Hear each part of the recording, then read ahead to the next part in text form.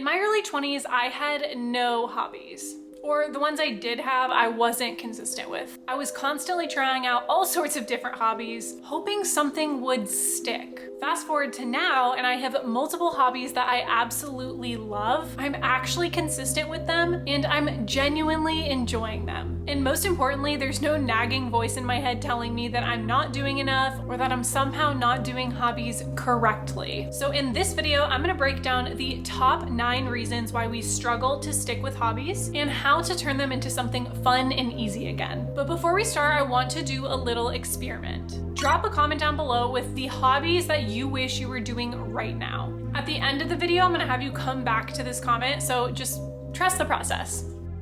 Problem number 1 is buying gear for that hobby, supplies for that hobby, and expecting it to motivate you to actually do the hobby. A lot of people think that if they just buy whatever expensive item they need to start the hobby, that it's going to somehow cause them to feel this pull or motivation to actually be doing the hobby on a consistent basis. But more often than not, by doing this, you end up with a bunch of stuff and actually don't ever do the hobby or don't feel a real connection to the hobby. A great example of this in my life is that I always wanted to play the piano. My mom played the piano growing up, so I really thought that playing the piano was something that I really wanted to do. I love piano music, so I actually bought a keyboard for my, I think, 22nd birthday, and I think I played that piano maybe 3 times over the next 5 years because buying the keyboard did not help me create any type of consistency with the hobby. It just meant that I saw a huge keyboard in my apartment and honestly just felt guilt every time I saw it because I wasn't actually pursuing the hobby. So the solution for this one is to only buy what you need once you actually are engaged in the hobby. The investment should follow your excitement for the hobby and not the other way around.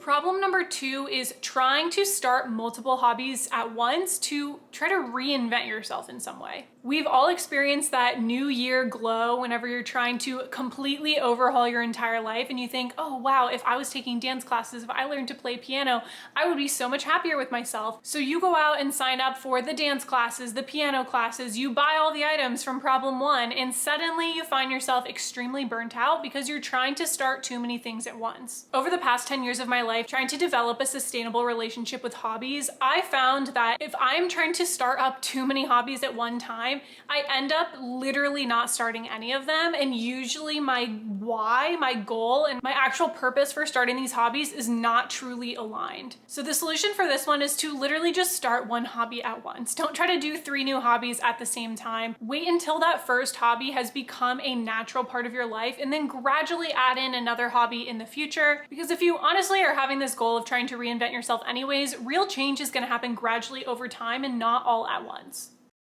Problem number 3, and this is one I struggled with a lot. Thinking that any activity besides actually physically doing your hobby is procrastination. You don't have to be physically doing your hobby 24/7 for it to actually count as immersing yourself in that hobby. Watching videos, doing research about your hobby, or even just thinking about the hobby is still engagement in the activity. I am someone that really enjoys immersing myself in the things that I'm interested in outside of actually doing that thing. So for example, I love playing video games, but I really love watching people play video games. And I find for myself that if I'm not actively engaging and watching someone play the game that I'm currently interested in, my interest in playing the game myself completely drops off. So while it's counterintuitive and sounds like I'm kind of like spoiling the ending, I have found that if I watch streamers play the video game that I'm actively trying to engage in, I end up playing it way longer than I would have if I wasn't doing that. I'm currently playing Breath of the Wild, and I bought that game when it came out years ago and never actually played past the first like 10 hours of gameplay because I completely dropped off of being interested in the game at all. This time around, I've been watching someone literally play through the game one step ahead of me, which sounds insane,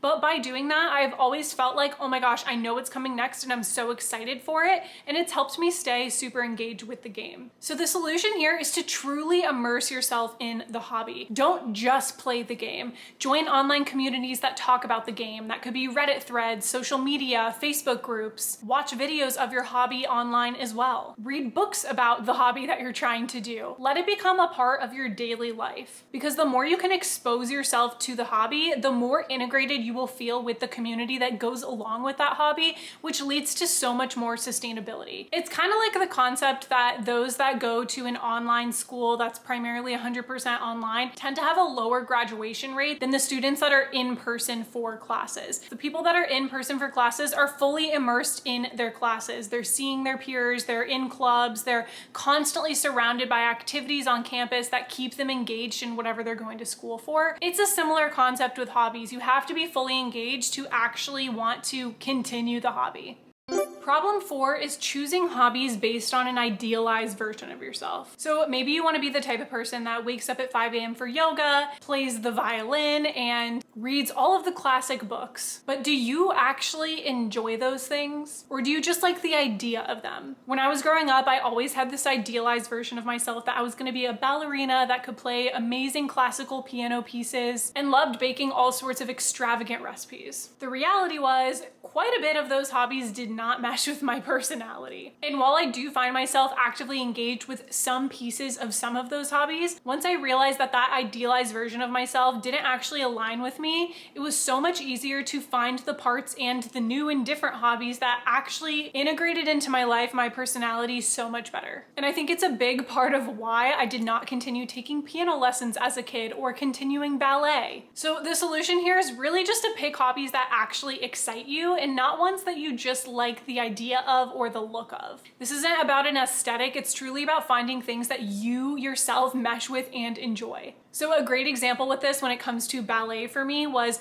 once I realized that ballet was just not something I was ever going to continuously pursue, I found that I actually loved doing aerial silks, and I like to incorporate parts of ballet into my aerial silks practice. I'm never gonna be a ballerina, I'm never gonna be smooth on my feet, but I love to dance in the air per se, and that is the only way that I have found connected with the idea of dance. And once I accepted that, I found myself completely invested in doing aerial silks, versus I have taken ballet classes, I think 4 different times in my life, and never stayed consistent past maybe like 2 months of doing it. Now I randomly take a ballet class or two, really just to work on little certain pieces of ballet so I can then go incorporate them into my true hobby and my true love, which is aerial silks. Problem 5. This one is so interesting to me. It's thinking that a hobby only counts if you're doing it a certain way. Maybe you're like me and you want to play piano, but you absolutely despise trying to read sheet music. So you basically tell yourself that you'll never be a pianist. Or you absolutely love writing, but you really struggle with the idea of ever actually writing an entire book. When I was in high school, I took piano classes for the first time, and something I really struggled with was the idea of performing for others or playing piano in front of other people. My teacher at the time, and I know that she meant well, required that we participated in recitals if we were going to be one of her students. So I was forced to do a piano recital in my first year of learning piano, and it completely scarred me, and I refused to ever play piano in front of a crowd ever again. And the reality was that was because playing for other people never felt aligned to me. The reason I enjoy piano has nothing to do with wanting to play piano for other people. For some people that is the reason that they love it, and that's completely fine, but it was not for me, and that did not mean that the only way I could play piano and be a real pianist was by reading sheet music and actually being able to play in front of a crowd. Ever since, I've been able to let that idea go and truly just embrace playing the piano the way I like to play it. I have actually been way more consistent and willing to come back to piano. Now I don't even bother with trying to read sheet music. Maybe one day I'll learn, but I don't have any interest in doing it now. I also don't focus on trying to learn specific songs because they're the classics and things that every pianist should know how to play. Instead, I pick songs that I currently am attached to, songs that I'm loving, specifically a lot of times from anime, and I learn how to play them on my piano instead. So the solution and takeaway here is to really just let yourself enjoy hobbies the way you want to enjoy them. Your hobby should fit you and not some rigid definition. Problem 6 is a huge one. This is extremely important. If you don't take away anything else from this video, please listen to this part. It's only doing hobbies that require one specific mood. If you've ever decided that you want to get really into something like soccer, but then realize that to be involved in soccer, you need to have physical energy to actually kick the stupid ball around. You need to have mental energy to actually think about what's happening on the field and make the right choices. And you need to have the social battery to show up and play as a team and communicate with your other teammates, then you'll understand this one. The reality is, as adults, we are very rarely going to have all of our energy levels at the place that we need to actually be able to show up for that hobby, especially on a daily basis. If the only hobby you're choosing requires you to have all of those levels full at all times, then you're probably going to struggle to stick with it, especially at the beginning. So the solution here is really to just have different hobbies for different moods. You want to have a mix of hobbies that meet the following criteria: some that have a social component and then some that have a solo component. Then you want to make sure you have hobbies that meet both the creative component and then also more of the logical component. And then lastly, you want to have hobbies that meet both the physical energy component and then the relaxation component. And you'll notice that all hobbies have one or the other of each of those components. For example, I'm going to go through a few of my hobbies to show you what I mean. One of my favorite hobbies is reading, clearly, and reading in the first category is solo. In the second category, it is more logical, sometimes can be creative depending on what you're reading, but I'd say in general it's more logical. It requires more mental energy to read. And then thirdly, it's definitely a relaxing hobby. It's clearly not a physical hobby. On the flip side, aerial silks is a social hobby, not a solo hobby for the most part, because I take classes. It is also kind of a mix of creative and logical. It requires the logical brain to be able to get into the shapes you need to get into, but also if you're working on a specific performance, it's definitely more creative. And then lastly, it's clearly on the physical side. And then some hobbies could be a mix of both, or you can adapt them depending on your mood to be a mix of both. For example, playing video games could be social or solo depending on the type of game that you're playing. And then it could be more creative or more logical depending on the game you're playing, but it will always be relaxing. So it's good to have a mix of hobbies that not only have the flip sides of each one, so that depending on your mood, you can pick to engage in that hobby of yours that actually meets you where you're at in this moment, but also has the ability to be more flexible so that you can change up your hobby and do something different depending on your mood.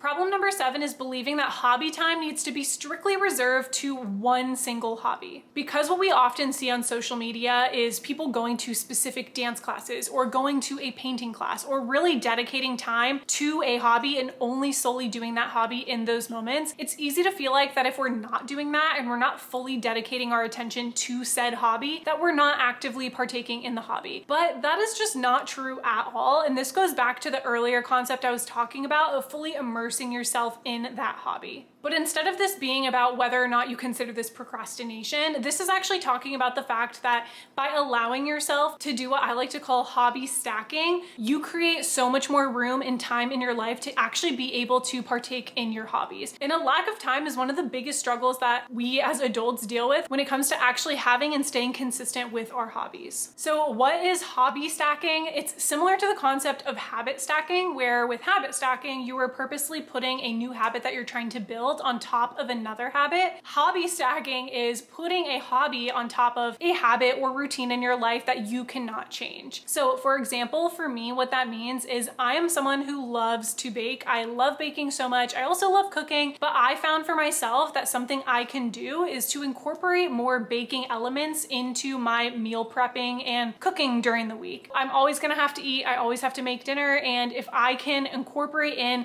making a cookie recipe while I'm also cooking something meal prep for the week, then I'm able to get in some of my hobby time of baking while also cooking. Now, does that mean I only ever hobby stack? No, I definitely also set aside intentional time to do my hobbies, but this allows me to engage in my hobbies so much more often than I would if I never allowed myself to hobby stack. Another way to do this would be to watch or listen to something while you are doing another activity. So for example, one of my other hobbies is learning Japanese. I've been loving learning Japanese for the past few months. It's a newer hobby of mine. plan that I've been doing, but I find it really hard to actually set aside time to learn Japanese. So what I have been doing has been playing videos of Japanese on my computer while I am working. And on top of just hobby stacking my hobby of learning Japanese with my work time, I'm also specifically watching videos of people playing games that I'm actively interested in Japanese. So I'm literally hobby stacking on habit stacking or something like that.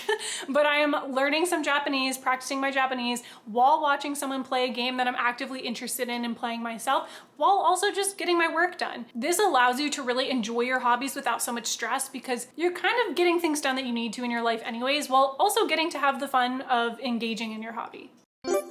Problem number 8 is treating hobbies like they're some type of self-improvement goal. Not everything in your life needs to be about productivity or about meeting some goal or creating new habits. For example, learning Japanese for me is something that I do want to do, and it is in some ways something that I've thought to myself at different times, like, wow, I'm gonna be so happy when I can know and speak Japanese. But at the end of the day, as soon as I create it into something that it's about being productive and changing my life or being a different person, the appeal for actually learning Japanese goes down pretty substantially. So instead of being so strict on myself and saying, I need to be consistent and work on my Japanese every single day, if I'm not feeling up for it one day, I just allow myself to skip that day, because I find that if I do that, I show up way more engaged the next day to actually practice my Japanese than if I force myself to do it on a daily basis. So the solution here is really to just let your hobby stay play. Don't create some goal, some habit tracking function for your hobby. Do it for your enjoyment and not for your achievements. If you truly love that hobby, you will naturally improve over time. You don't need to set up all these metrics and tracking for something that's supposed to be fun. And lastly, problem number 9 is believing that a hobby is only worth it if you stick to it forever. We all get stuck in this idea that if you quit a hobby, you have failed. That's probably the reason why you clicked on this video, because you have started and quit so many different hobbies and you just feel like a failure for it. But we're not meant to have the same interests our entire lives. We're constantly changing and evolving. I bet if you looked back at yourself 10 years ago, you would say that you're a completely different person today. So why would your interests and hobbies have to stay the exact same? The reality is we're actually changing more often than we even think. It's not a yearly shift. Sometimes we're changing on a month-to-month basis, and being able to evolve your hobbies over time depending on what's going on in your life right now is a skill in itself that's going to allow you to enjoy your hobbies so much more. I used to be so hard on myself for getting super into something like reading and then dropping off for a whole year where I literally read like 2 books over an entire year. Then I would be super into playing video games and then drop off and not play games for 6 months. Or I'd be baking consistently and then I'd stop baking and buy everything from the grocery store pre-made. And because I was doing this, I was telling myself that I was not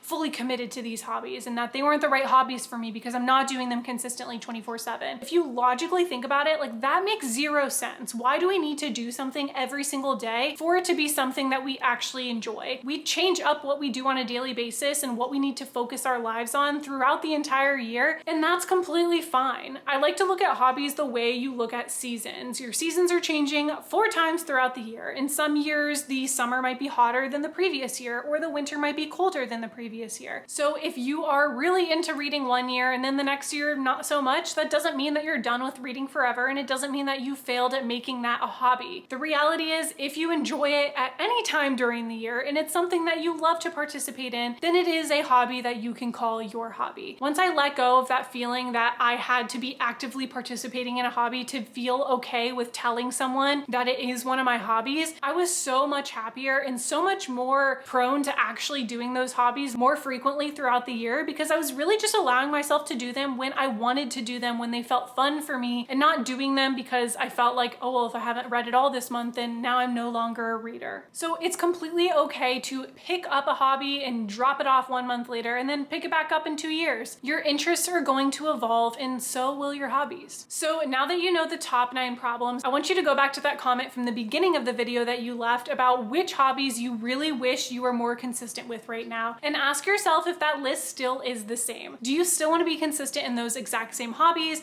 Has anything changed in your perspective since hearing about these problems? And if so, let us know in the comments down below what you now feel about that list of hobbies, and maybe pick one hobby that you want to focus on over the next few months. Let us know what that hobby is in the comments comments down below, and maybe you'll build some community from this and actually meet other people who are interested in the same hobbies as you. So going forward, instead of forcing yourself to stick to your hobbies, I want you to actually immerse yourself in them. Surround yourself with content on social media about that hobby and create friend groups of people that also enjoy that hobby. And really just allow your hobbies to evolve and change over time. You don't need to force commitment to a hobby. Just create an environment around yourself that allows that hobby to naturally become a part of your life. But that's all I have for you guys in today's video. Thank you so much for watching, and I'll see you in the next one. Bye!